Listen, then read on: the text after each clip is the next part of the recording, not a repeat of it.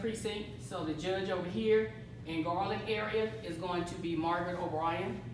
Judge Margaret O'Brien, she couldn't come out this evening. The judge in the Mesquite area is going to be Judge Katina Whitfield, who's sitting right back in the back by Constable Gully.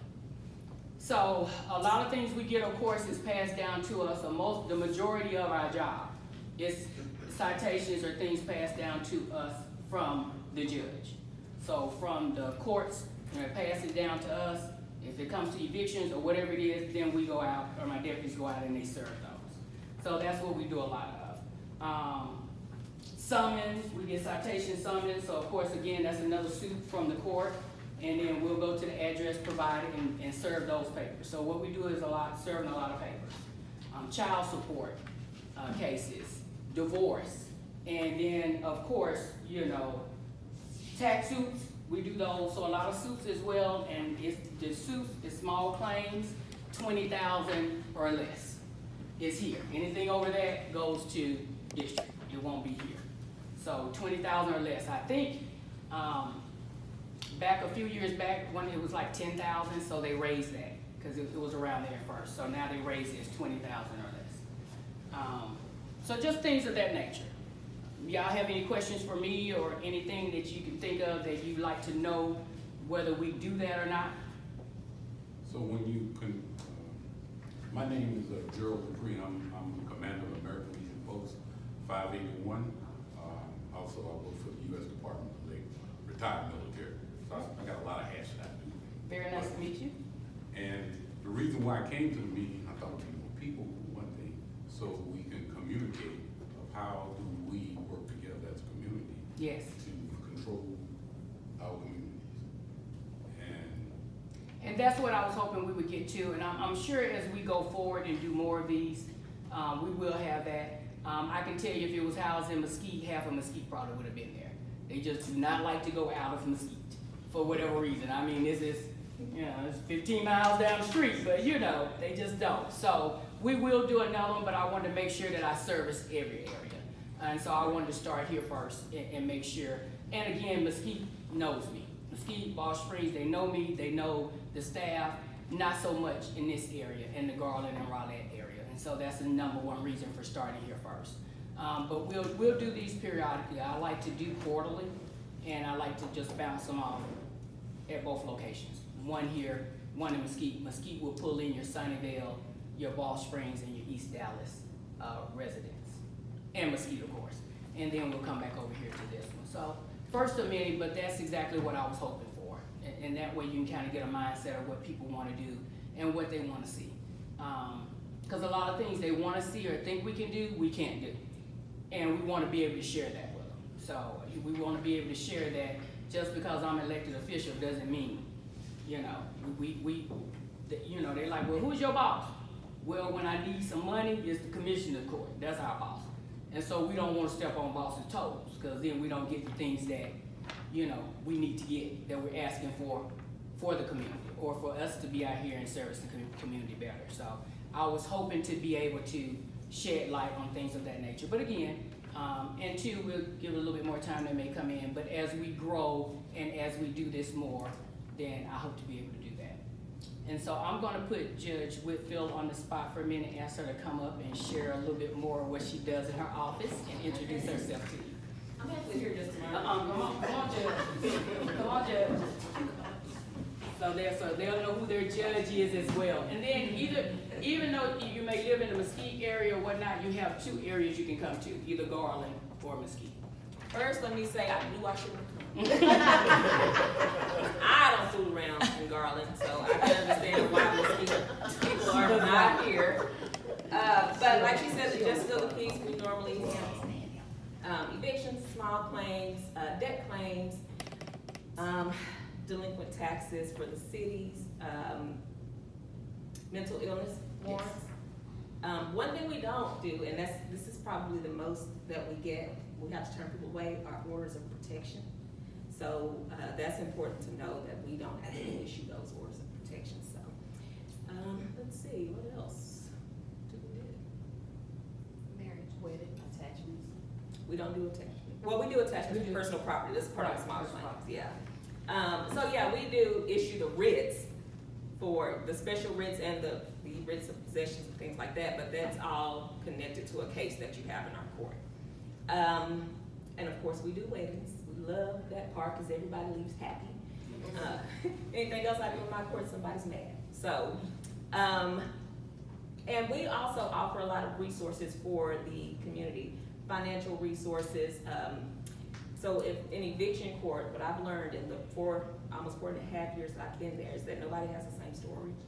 So we have to have resources on hand for whatever story this person has. We have people who experience loss in the family or a death, and they're still trying to cope with that. So we have the grief counselors, we have the resources for that, we have legal aid, we have financial resources. It just depends on where you are, but that's one of the things we have to be flexible, and we have to be able to connect with everybody. And our resources are not just available if you have a case in our court. You can come to our court and ask me or ask the clerk for those resources just before you even get to where you need to be in front of me to have them. So that's one thing that we pride ourselves on, just being accessible, being the people's court again. So y'all don't have any questions for me, I'm gonna sneak back. And you're located where? I'm in Mesquite. Where? I am at 823 North Galloway, right next door to the police station. Yep. And we're in that same building with her, the administrative staff for the constable's office. So we do have deputies over here and over there. Next door to Post the- office. It's Right across from the across post office. The next tax, to- from the tax office. Yes. Yeah. We share the parking lot. That's what I have to tell people so they'll know. Right. We share the parking lot. Any other questions from me? Thank you, Judge. You're welcome. See, we had somebody else come in. Hello, how are you? Good to see you. So those, like she said, that's kind of what we do. Now, I don't know what the other precincts do. They may handle something that we don't, because we all do a lot of things similar, and then we have a few things, separate that somebody else may do that we do not. On the mental warrants, though, the mental illness warrants, I wanted to share, glad she brought that up, is that basically the public will seek out a mental illness warrant from the judge. So some may be going on, it could be their cousin, family member, something's going on, and they'll seek out something from the judge that says, hey, we need some help getting this person into a safe place. So when the public seeks that information, the warrant from the judge, then we make contact with the applicant, of the warrant, whatever facility or wherever they are, and take them to the facility for custody. So we do that as well. We're pretty busy with that, believe it or not, in the Mesquite area. We're pretty busy with that, with mental illness warrants, and I don't think people know the magnitude of that, but So we one get of the pretty busy. reasons why though is because we started working with the police department. Mental illness was looked at as a crime Right. at one point. Right. So everybody was being taken into custody when they actually needed to be in the hospital. Right, So we started working with Mesquite and Garland PD. right.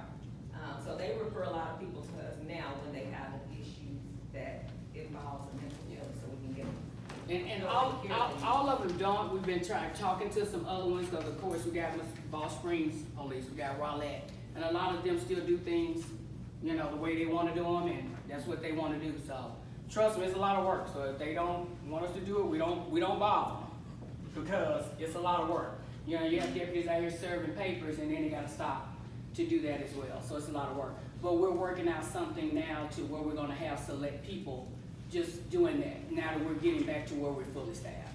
Again, we were doing all this probably with about 7 deputies. 6.5 sometimes, just depending if people gotta go and they're off and things like that. So, now we'll be pushing forward, with that. And so really, for the ones who just came in a little bit, if you have any questions for me, go ahead and ask. We kind of just did the intro. You got some information about what constables actually do, and then we just gave a little bit more feedback on some other things that we do. What I was sharing with everybody else before you ladies walked in is that I wanted to be more people where it could be more of a community dialogue as well. So this is one of many. We'll get there, so that way the community can reach in and see what kind of things they want done. So that's all I have, unless people have questions. I do have Yes. a question. As an educator, I'm seeing a lot of young people who are getting lost, messed up with the vaping, fentanyl pills.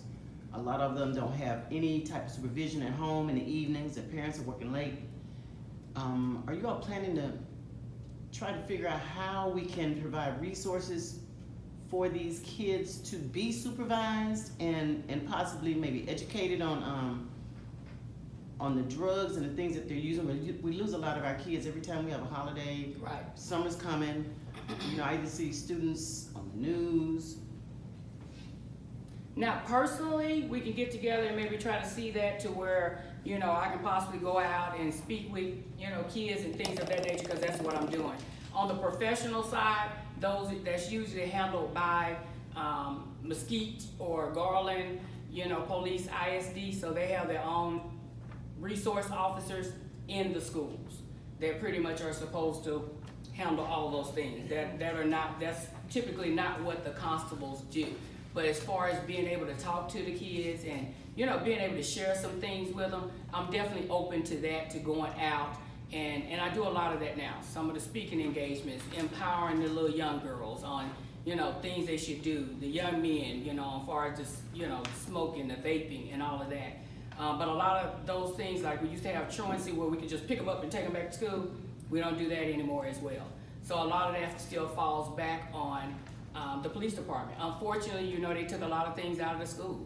You know, you took prayer out of schools, you take this out of school, and they just started taking everything out and passing it on to, you know, other departments. My concern is trying to find grants with some type of funding for activity centers with, you know, adult supervision, something that can kind of help these kids create some type of hobbies. Yeah. Maybe job training, computer technology training. And that would be good, and that's why I was hoping that it'd be more people, so that you always have somebody here that's doing something in those arenas to say, hey, I'm doing this, or hey, I'm doing that, and then you can build that connection and that repertoire. So we do a little bit of that, but go ahead, Judge.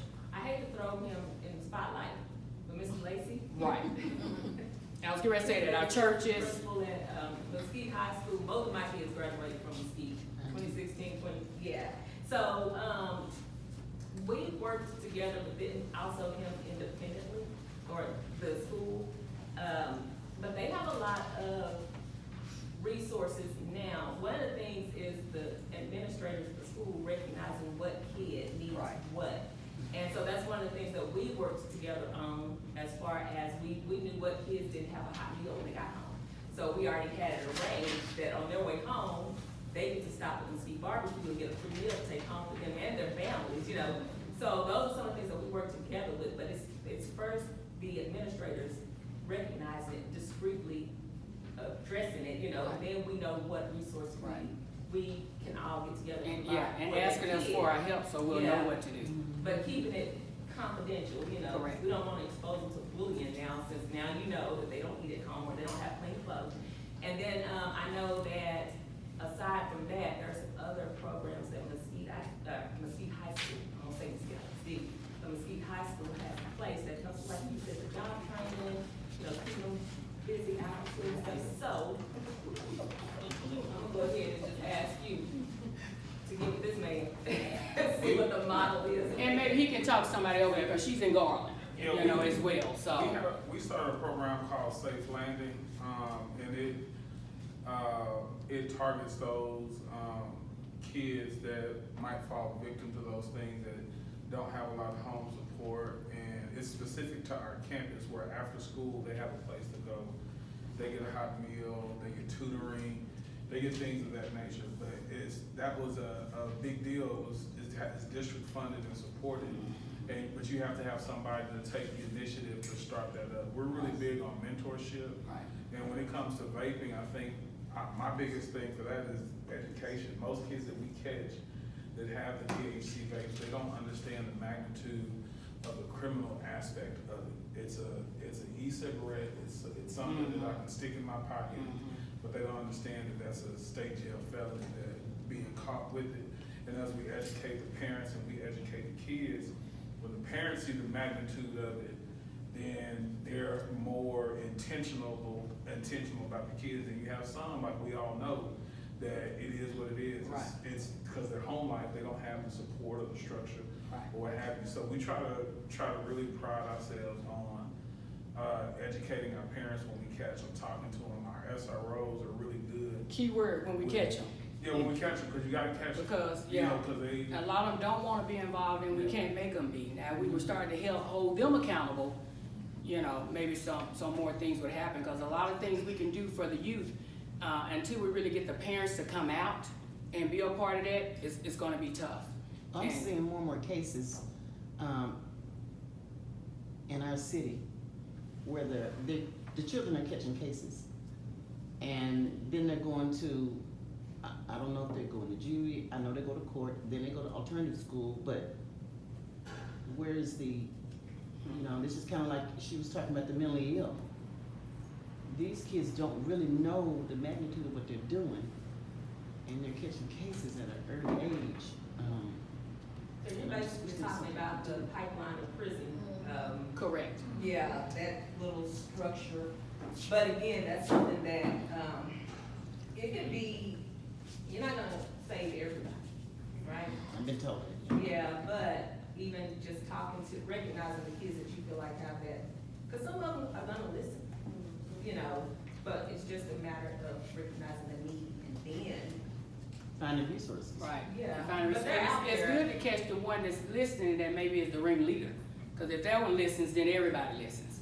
So if we can catch the right one, and then that's always a plus, you know? So if they see, or we catch that one and do maybe some after-school programs, or where they can, you know, I wanted to try to get with small businesses and see where they open their doors and the kids can come work and do an after-school program. So if you catch your buddy, you know, that's the one that everybody follows, that he's doing it, they're like, oh, that may be pretty cool, because he's doing it.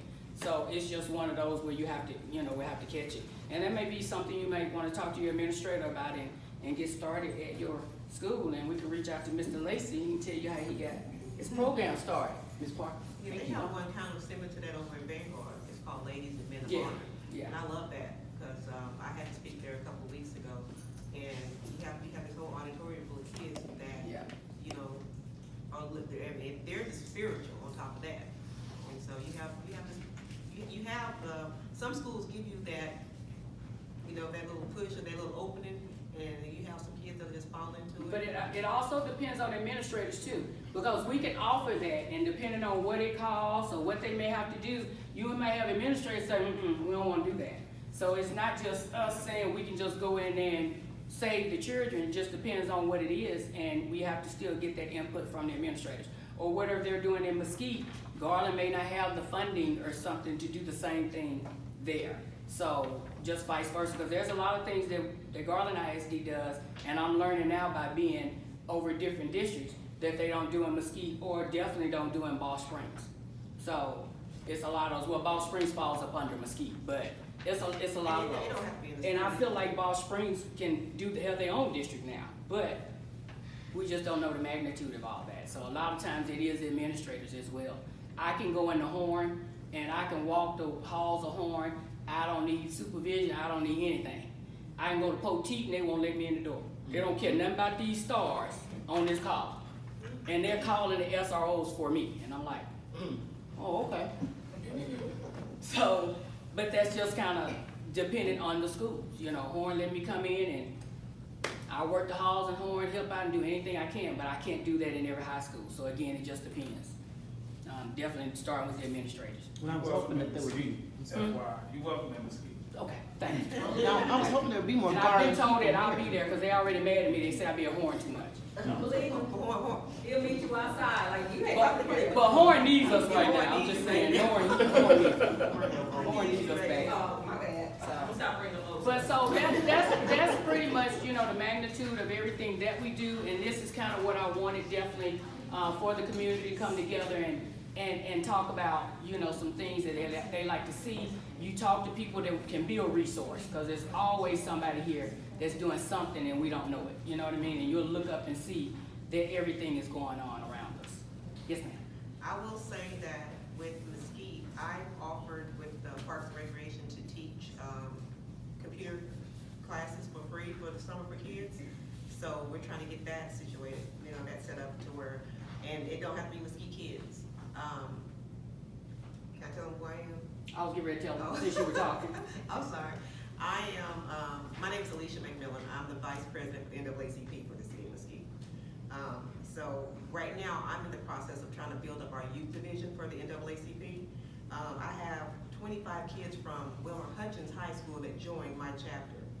And I'm trying to build up more kids in Mesquite. But nobody here. You see Yeah. what I mean? They come from other They places. come from other places. I think I probably maybe have about 10 kids that I brought in, you know what I'm saying? But I'm still trying to get it built up more because I feel like once we get them into some type of activities, and I can find them things to do that'll keep their mind occupied on, let's say, let's go help them go to nursing home, let's play bingo, or, you know, have fun with it, let's go do the Keep Mesquite Beautiful, or let's pick up trash, you know, do something to keep them busy outside of going and vaping or doing all the other extracurricular activities they be doing outside of, you know. So I got a plan as far as, you know, what I can do, what I can offer.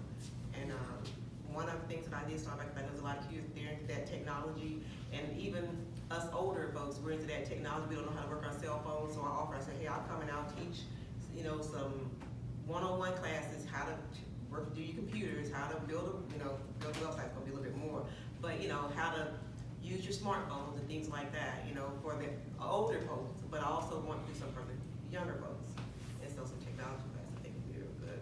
Okay. So again, guys, that's Alicia McMillan. I'm sure she has her cards on her, if anybody wants a card from her. Vice President for Mesquite, NAACP. Mesquite, See, yeah, all the eastern part where I said everybody is in Mesquite. So Garland has their own NAACP here. So I'm gonna put someone on the spot, they just walked in. And I was just talking to you earlier about our my great commissioners. One of them is in the building now. Dr. Daniel, would you come up, please? So I have two commissioners for this area. It's gonna be Commissioner Dr. Daniel and Commissioner John Wiley Price. That's right. Yes, I have And two I of you all. had to come visit because, you know, I was just, you know, driving over here, I was thinking, I apologize for being late. Traffic is miserable, but all of us know that, so but you know, it's all of us working together. And what constables do to provide the services and a wide variety of services across Dallas County. It's part of what county government is. And that's what I have kind of jurisdiction over. And I was thinking too that we're both elected. The good constable is elected, but so am I. So that we answer primarily to citizens, to residents, to people who live in the area. But you've got your responsibilities, but mine is budget. And so I've got to make sure that the Dallas County budget stays in. See what I tell you earlier? The money. Remember? Okay, go ahead. No, well, because as taxpayers, what do you expect? You want me to be a good steward of your money. But you know, part of it is working with, I was, you know, very interested to listen to what you were talking about, the NAACP, and how, you know, groups work together. What are our kids doing? How do we, you know, you say keep their minds busy, I say keep their hands busy. That's you know. But it's that working together piece.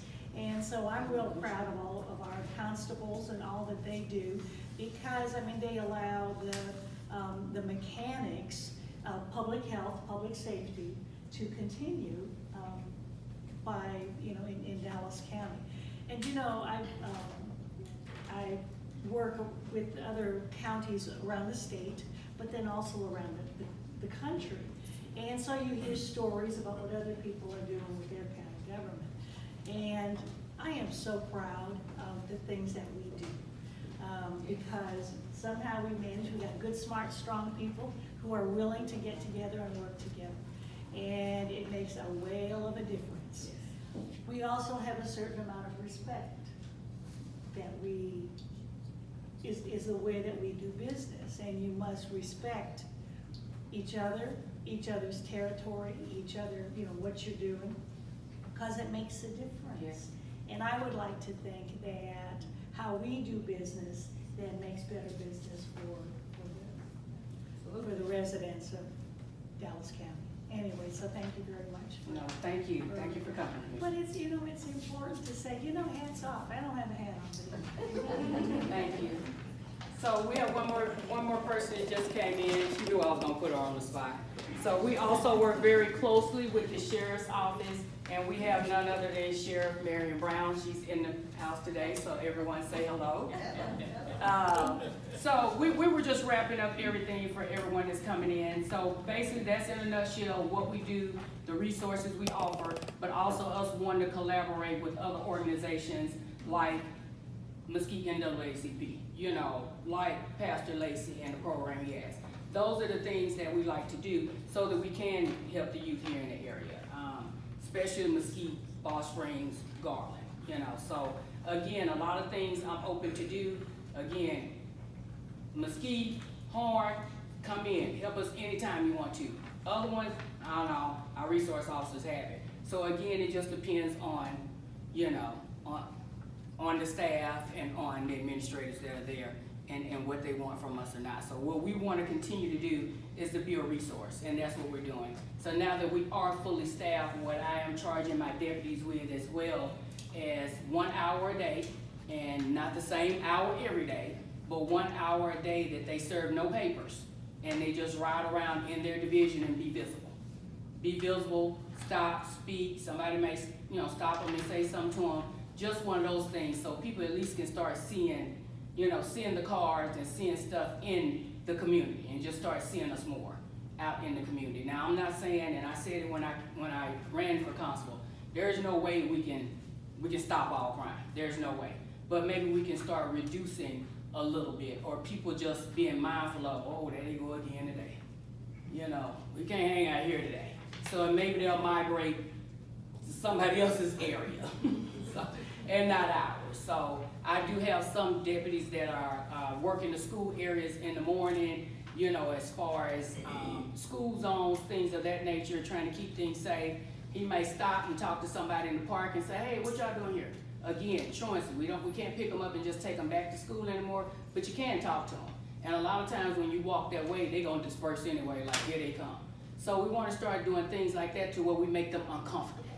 And then they'll go to school and do the things they need to be. Or maybe they'll go home and play the game. We don't know. We just don't want them hanging out in the neighborhood, because anytime you're hanging out, now you're getting ready to get into some trouble somewhere. So those are the things that I'm asking and that I want to do with Precinct 2 and with the deputies here, is just be that resource. So if you all need anything, you know, need me for anything, I have my cards here, and I'm just a phone call away. Any more questions? I don't have anything else but after that. All right. Thank y'all so much for coming.